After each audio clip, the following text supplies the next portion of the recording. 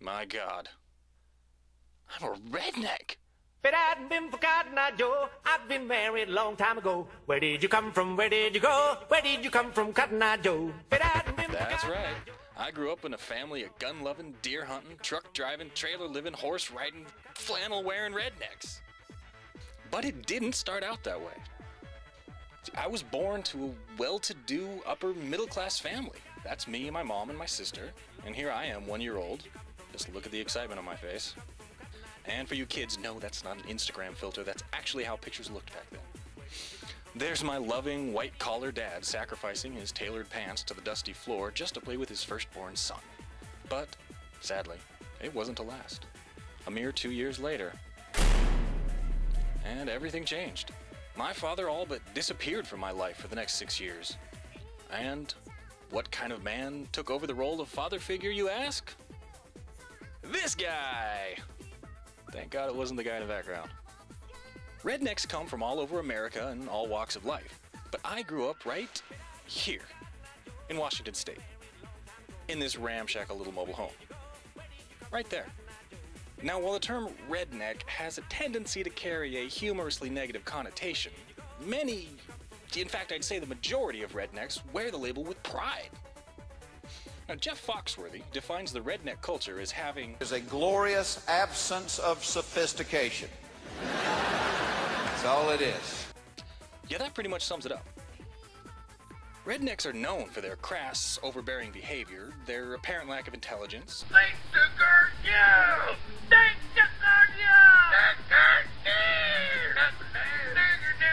their shoddy personal hygiene, and their propensity for creating mayhem in outlandish, dirty, and incredibly stupid ways, usually involving firearms and off-road vehicles. And beer. Lots and lots of beer. While I never suffered the notorious personal hygiene issues, although I never have forgiven my mom for giving me that haircut, I was subjected to many misadventures involving those, and my stepdad thought it was funny when I was just a 10-year-old boy to pull over to a random spot in the wilderness, hand me a gun and a compass, and then kick me out and tell me to find my own way back to camp. Seriously, he would actually do that. Rednecks are also notoriously creative and industrious.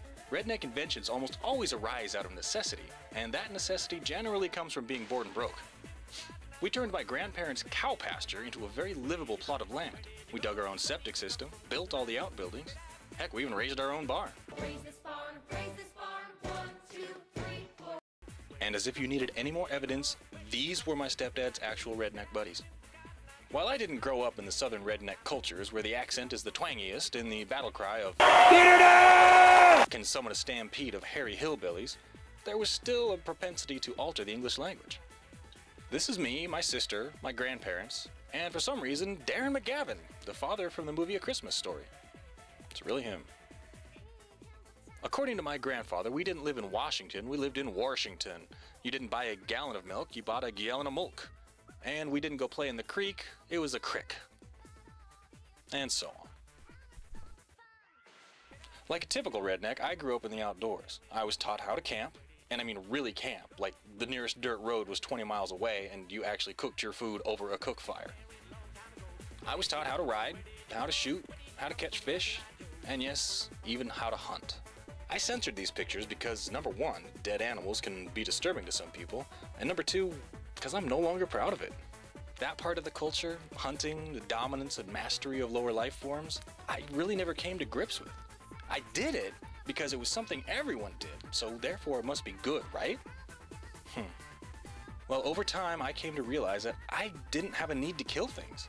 I even have the exact moment where that realization occurred on film. Right here. I'm holding a dead coyote that my stepdad shot. Now the look on my face may be cheerful enough, but what was actually going through my head was this. So while I did grow up in a redneck culture, I didn't exactly embrace it. And time marched on. I went from this, to this, to this, skipped quickly over this, I deny this, and eventually left my redneck roots and moved to California on my own, where I had no friends, no family, and pretty much no reason to be there. So while rednecks are a crazy, rambunctious, mind-boggling bunch, at the core they're just ordinary people who like to throw off the paradigm of cultured civilization and live life in their own unique way. and have fun. Good God, do they like to have fun. So why, you may ask, do I claim to have been a part of this strange group when I clearly have separated myself from them? Well, this is me, 2 years ago, at Alligator Wrestling School. It was dirty and extremely dangerous, and I just did it for fun. All of the cultures I have experienced have affected me in some significant way, but even though I work nights and rarely see the sun lately, this neck, whether I like it or not, will always be a little red.